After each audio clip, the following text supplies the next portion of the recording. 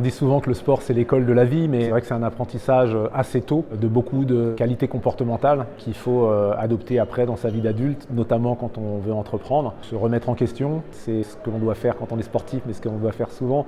Ce serait long à énumérer, c'est comprendre aussi que pour réussir, et ça a été le cas quand j'étais sportif, on doit s'entourer, bien s'entourer.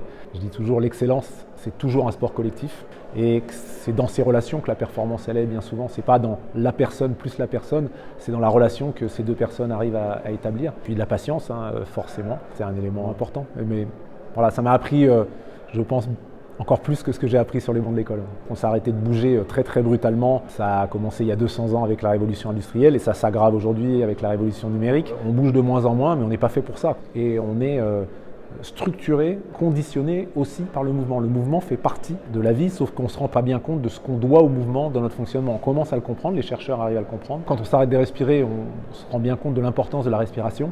Mais quand on s'arrête de bouger, il y a des effets. Malheureusement, ils sont à plus long terme, plus insidieux, mais ils sont bien réels. Et donc pour moi, c'est une question d'équilibre. Et quand les gens reconnectent avec leur corps, ils arrivent à comprendre à quel point ça leur fait du bien.